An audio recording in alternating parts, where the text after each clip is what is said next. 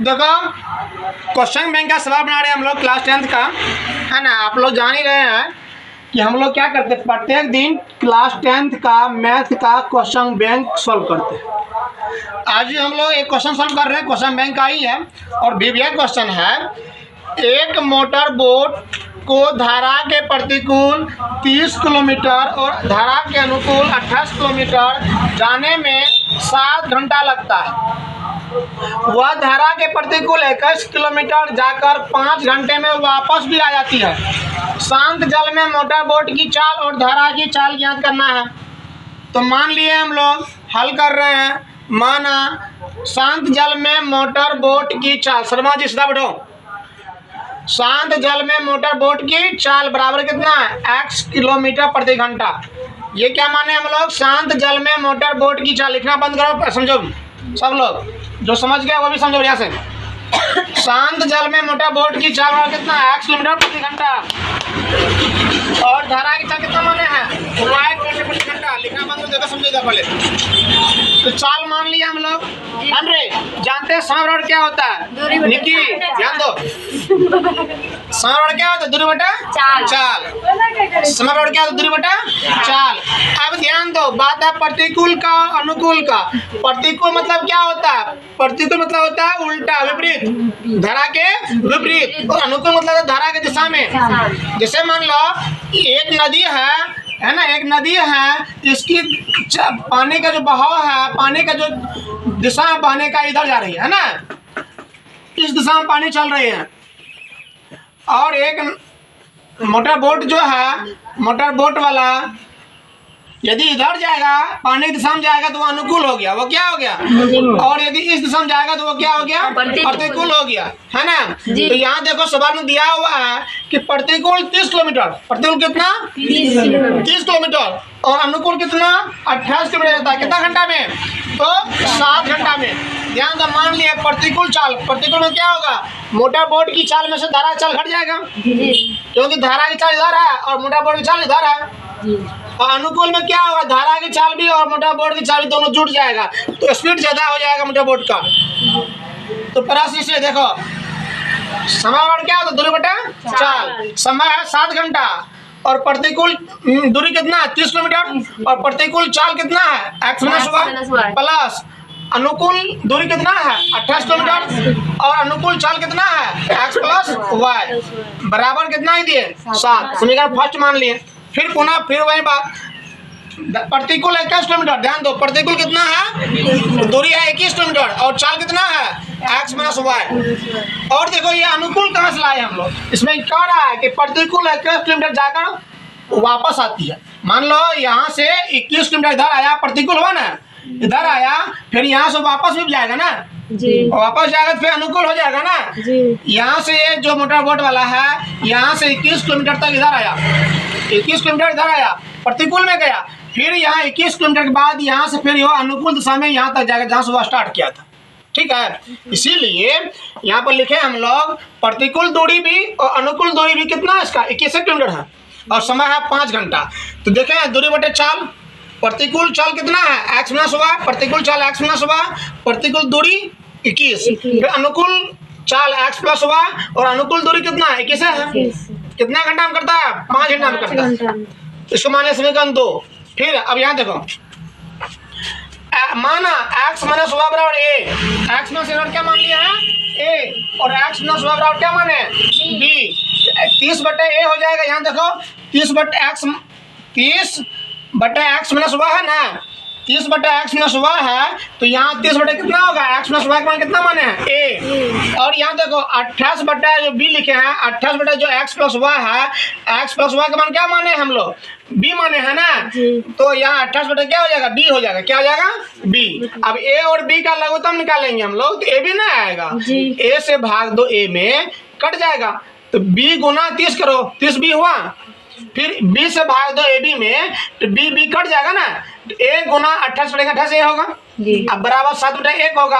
अब 1 गुना 30 करेंगे 30 है ना b होगा, 1 गुना 28 1 करेंगे 28 a होगा ना, ab गुना 7 करेंगे 7 ab, तो इसको मान लिया समीकरण 3। ठीक है, फिर देखो यहाँ 21 बटा एक्स माइनस वाई है, 21 बटा कितना है एक्स माइनस वाई है, और एक्स माइनस वाई का मान क्या माने हम लोग ए माने है ना, इसीलिए 21 बटा क्या हो जाएगा ए हो जाएगा, प्लस 21 बटा एक्स प्लस वाई है ना, 21 बटा एक्स प्लस कितना है वाई है, एक्स प्लस वाई का मान क्या माने हम लोग बी माने हैं, यहाँ होगा 21 बटा क्या होगा बी होगा बराबर 5 ना होगा। अब ए और बी का लघुत्तम निकालेंगे, ए बी होगा, ए से भाग दे दो ए में, ए बी में, ए बी ए कट जाएगा, बी बचेगा, बी गुना 21 करेंगे 21 होगा ना बी, फिर बी से भाग देंगे ए बी में, ए बी कट में बी कटेगा, ए बचेगा, ए गुना 21 करो कैसे होगा बराबर कितना 5 एक कर दी। एक इसलिए दिया है समझ में आ जाएगा कि हम लोग गुना कर रहे हैं किसमें, एक से गुना करेंगे 21 बी में 21 बी होगा, एक से गुना करेंगे 21 ए में 21 ए होगा, ए बी गुना 5 करेंगे तो 5 ए बी होगा, इसको मान ले समीकरण 4। अब विलोपन विधि में क्या होता है, ध्यान दीजिए बाबू, विलोपन विधि में क्या होता है, विलोपन विधि में जो होता है किसी एक को बराबर करो, चाहे ए वाला को या बी वाला को। हम लोग क्या कर रहे हैं 21 ए है यहाँ पर, यहाँ 28 ए है ना, तो क्या कहते हैं 28 और 21 लघुत्तम निकालते हैं, ध्यान देना 28 और 21 का यदि लघुत्तम निकालोगे 7 से लगाओगे, 7 चौके 28, 7 दिया 21, 7 चौके 28 दिया 84, कितना हो गया 84। इसका मतलब है कि 28 में गुना करेंगे हम लोग कितना से 3 से, तो कितना हो जाएगा 84 हो जाएगा, और 21 में यदि गुना करेंगे 4 से तो कितना होगा 84 होगा ना। तो लिखे हम लोग क्या लिखे समीकरण 3 में, समीकरण 3 में 3 से और 4 में 4 से गुना कर घटाने पर, घटा ऐसे रहेंगे यहाँ प्लस और यहाँ भी प्लस, चिन्ह समान रहेगा, क्या करेंगे घटाएंगे, ठीक है। तो अब 3 गुना 30 करो, 30 दिया 90 बी, समझ रहे हो तुम लोग अमान, कहाँ ध्यान तुम्हारा, फिर 3 गुना 28 करेंगे, 28 दिया 84 ए बराबर 7 दिया 21 ए बी, अब फिर 4 से गुना करो, 4 21 चौके 84 बी, या 4 गुना 21 करेंगे 21 चौके 84 ए, यहाँ ए है सुनना है ना, समझ लो यहाँ क्या है ए है बराबर, अब 5 चौके 20, अब चिन्ह बदलेंगे घटा रहे तो यहाँ प्लस वहाँ माइनस होगा, जहाँ प्लस वहाँ माइनस होगा, जहाँ प्लस वहाँ क्या होगा माइनस होगा, और जहाँ रहेगा माइनस वहाँ कर देंगे प्लस। 90 में से 84 घटाएंगे कितना बचेगा 6 भी बचेगा, नहीं कटिए गया, 21 में से 20 घटेगा क्यों रे, तो एक ए भी बचेगा, एक लिखना जरूरी नहीं है, एक लिखना यहाँ पर जरूरी नहीं है, तो हम ए बी लिख दिया, अब बी से भाग देंगे ए बी में, तो बी भी कट जाएगा बी, तो 6 बराबर कितना हो गया ए, या ए बराबर 6।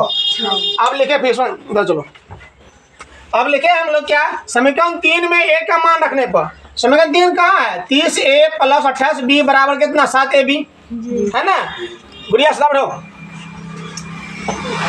तो समीकरण 3 में ए का मान रखने पर 3 कितना है 30 बी प्लस 28 ए बराबर 7 ए बी, इसमें हम लोग ए का मान रखेंगे 6, तो 30 बी प्लस 28 गुना एक मान कितना है 6 बराबर 7 ए, एक मान 6 रखेंगे बी है यहाँ पर है ना, तो फिर 30 बी बराबर 28 गुना 6 करेंगे कितना होगा 168 होगा, 7 गुना 6 करेंगे 42 बी, गुड। अब 30 बी ये 42 भी है ना, इसको इधर लाएंगे, यहाँ प्लस में है, RHS में प्लस में है, इधर लाएंगे तो माइनस में होगा, अब बराबर यहाँ भी प्लस में है, ये बायां भाग में है ना, दायां भाग ले जाएंगे तो माइनस हो जाएगा। अब 30 में से 42 घटाने होता है आप लोग को, 30 में से 42 घटे कितना जगह मछली बेटी, 30 में से 42 घटे कितना जगह -12 बी बराबर कितना -168 बी बराबर -168 बटे कितना 100 सॉरी प्लस -12 होगा, ये माइनस कट गया, 12 से भाग दो 168 में तो 14 मरतब कटेगा, तो बी कौन निकल गया। अब समीकरण अब देखो ए बराबर कितना माने थे x माइनस वाई, ए बराबर कितना माने थे लेकिन हम लोग ए बराबर निकला है 6, तो लिखे हैं ए बराबर कितना देंगे x माइनस वाई बराबर 6, समीकरण 5, समीकरण फिर बी बराबर 14 दिया हुआ है, बी और कितना माने x प्लस वाई बराबर 14 है ना, तो बी का मान दिया x प्लस वाई बराबर 14। अब समीकरण ये हो गया 5, ये हो गया 6, समीकरण 5 और 6 को जोड़ने पर, क्यों जोड़ रहे हैं मछली बेटी क्यों जोड़ रहे हैं, चिन्ह समान नहीं है, चिन्ह असमान है इसलिए जोड़ रहे हैं, चिन्ह समान रहेगा तो घटाएंगे, ठीक है। तो अब जोड़िए x माइनस वाई बराबर 6 एक्स प्लस वाई बराबर 14 minus Y plus Y cut गया, एगो एक्स दो गो एक्स, 6 14 20, 2 दहाई 20, एक्स बराबर 10 है ना। तो फिर क्या लिखे समीकरण 5 में एक्स